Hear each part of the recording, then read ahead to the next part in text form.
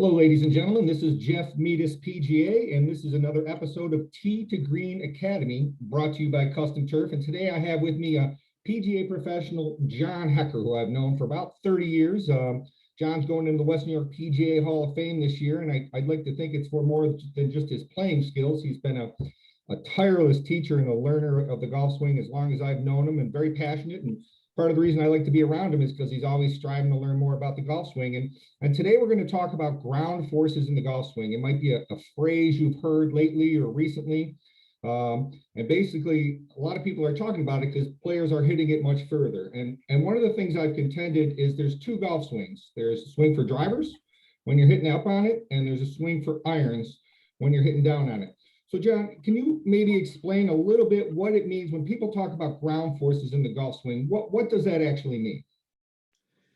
Okay, so ground forces are how you use the ground to create power in your swing. It also, let me back up for a second. I'll tell you a little bit of my history with this.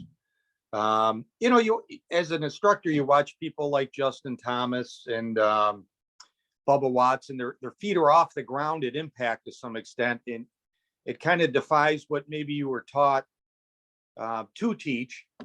As you're growing up and learning how to instruct golfers, and those put a kind of something in your mind saying, hey, look, there's something's going on here that I don't quite understand. So this year I had a tournament at the club. We have this thing called the Brooklyn Amateur, where the best amateurs in Rochester and the surrounding areas come to play. And this fellow, Michael Mercer, who I had known for about 30 years, he's a member at Monroe Golf Club. He's also won the Canadian Senior Amateur. So he's a very fine player. But I had played with him maybe 20 years ago, and he wanted to play in the event this year, and he came into play. And I watched him hit a couple drives, and I was shocked. He and I hit it about the same length, let's say 20 years ago. Now he was hitting it 40 yards further. And I asked him, I said, geez, Michael, what are you doing there? How did you do that? And he says, well, Jon, you got to look into swing catalyst. And so I don't really know much about swing catalyst, but he says, I picked up 8 miles an hour. So people come to us for lessons, and one of the things that people are looking for is to hit the ball further. And Jeff, I don't know, you can jump in here. I'd say a lot of them are looking to hit it further. Oh, yeah. And we would say, hey, let me see if I can find a way that you can have better centerness of contact. And with the driver, you can have better launch angle. And you sort of focused on those things. Well, the bottom line is those things are important. But if you can increase your club head speed, and for the people out there who don't know this, every mile an hour is worth about 2.5 yards. So if you can increase, like Michael did, 8 miles an hour, he got 20 yards. 20 yards is a big difference. And that's really talking about in the air. The further you hit it, the more it tends to roll out. So that's what kind of got me started on trying to figure out the ground forces. And, every winter I try to do something that I can improve my teaching or as a person, I can get better as a person. So this year I decided I was going to look into this. So following up on Michael's theme of swing catalyst, I found an instructor in Syracuse, Marty Nowicki, who teaches that kind of thing. I went and took a lesson from him. And so that was in October. So then I spent 4 months in the winter in Florida, kind of researching it through YouTube. And basically the ground forces can be measured by a couple devices. Swing catalyst is a mat you put on the ground. And as you're swinging, it measures 3 different things. It measures your horizontal, let's call it pressure shift, the torque you make when you're turning through the shot, and the verticals are how you push off the ground to create power. So you have body track is the other one, and they got a lot of good videos on YouTube, so you can learn quite a bit from these things.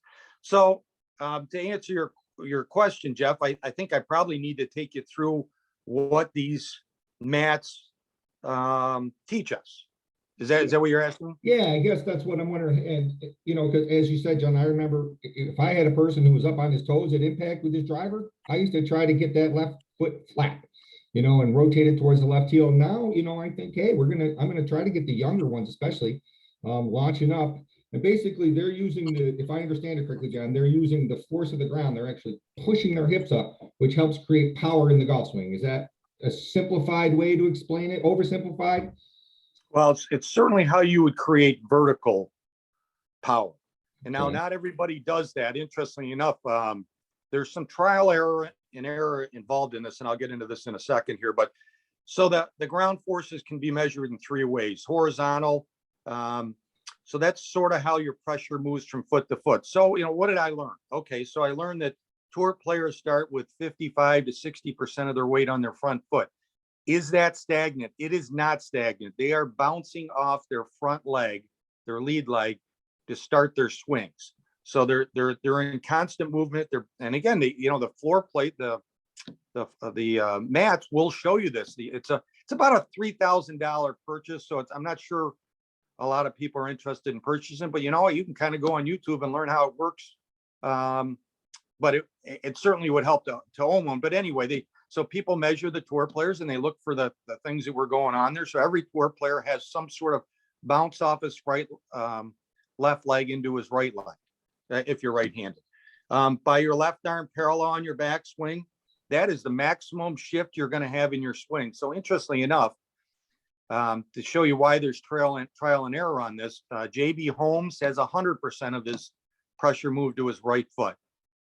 Cameron Champ, these are really long hitters, only moves a little bit to the right foot. Now they move some. Every player moves some.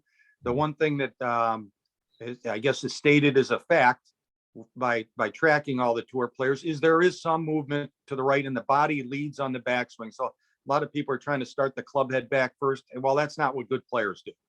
Tour players feel like that little bump from their left side to their right side is how they start their swing. It's barely visible for some players, and other people it's fairly obvious.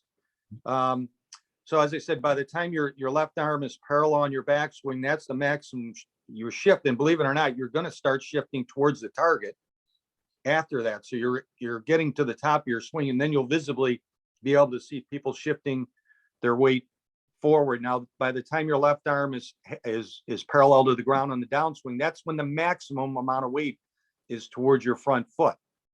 So once it's towards your front foot, then you're going to be turning through the shot. And to your question, Jeff, okay, irons and drivers are very, very different.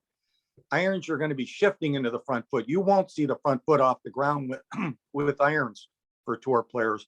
But a lot of tour players, you'll see them pushing off the ball of their left foot and moving backwards to hit the ball and maximize out on speed. So, Jeff, when you and I were kids, the driver heads were the size of probably 5 woods now that the average golfer is using. We were afraid to swing as hard as we could because it was hard to hit the face.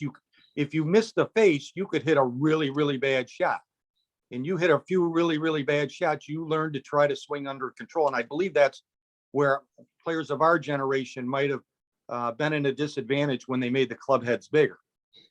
Because as I tell people, my first days at Brooklee, this will be my 29th year there. When I was up there starting, 1 out of the 4 players would duff the drive. They'd hit it off the side of the face and it would roll along the ground. They pop it up or something like that. Now, very rarely do I see that with the bigger headed clubs. The ball is going.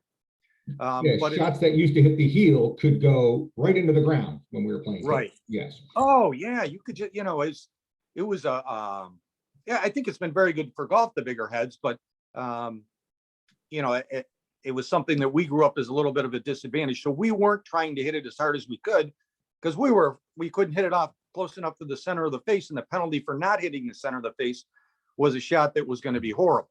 Now you can hit the ball towards the toe of the club and get a pretty good darn hit. And I'm not sure where that shot would have been, 25 years ago when we were hitting them, but I'm guessing it would have been pretty far offline. Going to that point. Okay. So these players are trying to swing as hard as they can.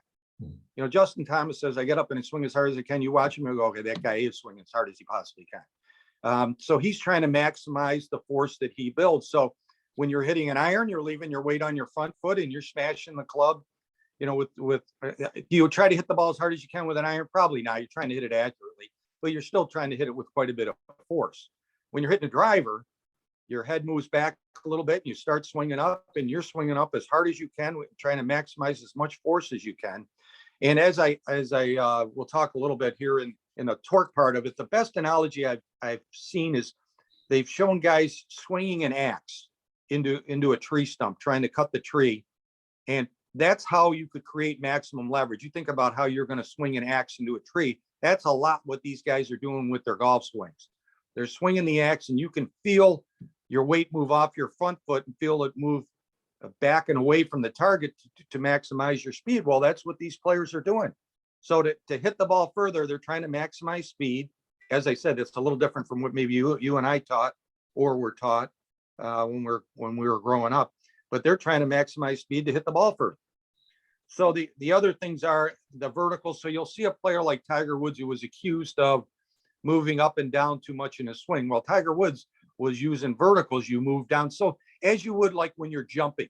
So if somebody said, hey, jump up to touch the rim, and would you crouch down and jump, or would you just jump from a standing position? Well, obviously you're going to crouch down because you can create more leverage, jump up. Well, that's basically what Tiger Woods was doing. So when Brandel Chambly was criticizing him for moving up and down, he didn't understand verticals. I'm sure, if he got educated on it, he'd say, oh, geez, I wish I didn't say that about him. Tiger Woods, is the most gifted golfer probably we've ever seen. And, he probably never thought about it, but, he went down in the backswing to help create leverage through the forward swing. So, John, you were saying in your videos that I watched that will attach with the driver. So we're going to be swinging up on the driver, creating these vertical forces. And there's also rotational forces or torque, right? Those are the things that are creating the power with the driver. Correct. One of your keys was with the driver, the head will stay behind your center line or behind the golf ball when you're swinging it, where with an iron, you want your head right on top of the golf ball so you don't launch up. Would that be a correct way to describe that? Yeah, that's a great point, Jeff. So that's one of the things that they found out was that, junior golfers have kind of a neat way of swinging without any thought. And they would, with their drivers, they were the first people we saw, like I say, maybe an Alexi Thompson, you got a young girl who could hit the ball 270 yards, I think when she was 12 or something like that. And she's jumping off the ground. And that's a very effective way to hit a driver. The problem with the head moving back with an iron is you create the bottom of the arc behind the ball. So you need to feel, Lexi Thompson would need to feel her head staying over the ball, or I would even say it for her, she probably has to feel like it's in front of the ball to hit an iron. Juniors tend to back up. That's why they when they start off, they could hit their driver really far, but they couldn't hit irons because they're hitting the ground too far behind the ball, where they find a way after that not to hit the ground, and they start thinning them and topping them and things like that. So it's real important to understand, there's a difference between those, between hitting the driver and the iron, and it can go right back to where your head position is. If your head's over the ball with an iron, that's the way you want it. And your head should be behind the ball with the driver so that you can swing up. And John, are there any drills that you would use? Like if you had a good player in front of you and you're trying to maybe give them a feel for what we're talking about here, are there any good drills for that you know of that would help you? I've always been that player who tried to keep my left heel down and tried to rotate and I used to jump in the air when I was a kid, like you said, and I worked it out of my swing. And now I want to create more speed as I've gotten older. Is there a drill that you would advise people to use that might help them feel what we're talking about? Well, okay. So on the backswing, the people who tend to keep their left foot on the ground tend to shorten their swing too much. So all the statistics have shown that you need a longer swing. So think of the long drive guys. There's nobody with a short swing and long drives, right? You don't see there's a lot of tour players with shorter swings that hit it far. They do, and they're usually maximizing their leverage through the shot. Mm-hmm. So they're, and what I mean by that is they're using the ground forces through the shot. So I thought you were referring to you wanting to hit it further. I am actually, yeah. Okay. So I mean, the tour, the tour players, at some point, distance is not as important as accuracy. They're trying to hit it in the fairway. Having said that, I'm not sure I'd say that anymore. I think they probably are trying to hit it as far as they can. They just want to keep it on the map. As DeChambeau's proved, you can miss a series of fairways, but if you get so much closer to the green, the game becomes easier. So certainly getting your left foot off the ground in your backswing, Jeff, picking your left foot up, practicing backswings with on your left toes. So you already keep it out there, trying to swing back as far as you can, turning your right shoulder behind you. looking for a more than 90-degree shoulder turn. Those would help defer some of the things that, or override some of the things that you and I learned about, making a controlling swing. Hey, don't get out of balance. Ironically, you talk about getting out of balance. So I was taught that. And then you watch old videos of Jack Nicklaus and Ben Hogan, who were two of the greatest drivers of the ball. Guess who would fall back on those swings? Nicklaus. Yeah. Nicklaus and Hogan. Hogan, when he was younger, he fell back. You just check the videos. You'll see he was falling back. I don't know if he understood it. Maybe he did, but with drivers, those guys were swinging up on the ball. They were creating force and swinging up. They again, two of the greatest players in the game. They had figured it out. Probably didn't. They just knew it worked for them. Said, hey, this kind of motion works for me. Forget that staying in balance part with my driver. I'm playing good swinging this way. I guess the last thing I'd ask you, John, is a lot of people watch golf on TV. Is there something to look for that's a common denominator in the swings of the long hitters or the good players on tour that you would look for? Or maybe not a common denominator. Is there a player you would look for that maybe emulates this the best? Maybe a Justin Thomas or someone like that you would, if you really wanted to learn about this, there's a swing you could study on tour. Okay, this is a really good question, Jeff, because as it turns out, long hitters and tour players do different things of the three things that we were talking about: the torque, the horizontals, and the verticals. As I said, JB Holmes and Cameron Champ are extremely long hitters, and they do it different ways. So, what I got a launch monitor. You can get a swing caddy for $300, and you put it 7 feet behind your ball, and you start hitting drivers, and you are getting immediate feedback on whether you're increasing your club head speed. And as I said, we taught people to hit it further by squareness of contact and launch angle. But the variable we didn't understand is that you could increase the club head speed, as Michael Mercer had documented to me. Hey, a guy increased it. So I would say, hey, look, you want to do some trial and error here. And I want to give you a few reference points to where I learned this stuff from, because I think it'll help. So Terry Hashimoto from Body Track has some great, simple, quick videos on YouTube. Dr. Scott Lynn, I think he's a physicist. He has some a real good video that he gave to the Met PGA that does a nice job explaining it. Be Better Golf has a driving force series. Now I had to buy it. I think it was $50, but it was well worth it. I got a lot of understanding of how people create leverage. I kind of looked at it as, hey, this is just an investment in helping my students get better. So those would be some ideas of things that you'd want to look there to maybe getting some ideas how to improve your own game. But again, I thought using your own launch monitor, again, it's just a small investment for something that you could use every single day at the club and you could do it for different things like learning your distances, your wedges and things like that. The small launch monitor and how it affects your club head speed. I think any golfer who's, willing to spend $500 on a driver should be willing to spend $300 on a launch monitor to figure out, hey, if I do this, do I increase speed? So to answer your question, they're really, I'd be committing malpractice if I told you to swing one way, because it might not work for you. So you need to do some trial and error. I guess if I was to tell anybody, hey, it's okay for your feet to come off the ground and finish off balance with your driver, as long as the ball's going pretty straight, you should try to do that and see which way it works best for you. The reason why, and I want to just touch on this, I know as you're getting ready to close, it's important to swing up on the ball with a driver, because if you hit the ball a little bit above the center of the face and you're swinging up, you're taking spin off the ball. And we're always taught to try to get the ball to be launched high with low spin. Low spin means your ball curves less. If your ball curves less, means you hit it straighter, is another way of saying it. So it's important to factor that in to what these guys are saying. Hey, you want to swing up, you want to hit it a little bit higher on the face, and those things will help your balls go straighter. And so long and straight, the last I checked, was a pretty good combination. I think you and I have been looking for that for 30 years or so, but at least. Well, that's a good conversation, John. And so It's interesting in how teaching has changed throughout the years too, from what we did. As we get the science and the technology, we certainly learn more and more about the golf swing. And I think we've all become better teachers because of it. So if someone wanted to get together with you, John, and maybe learn a little bit more about this, how would they contact you?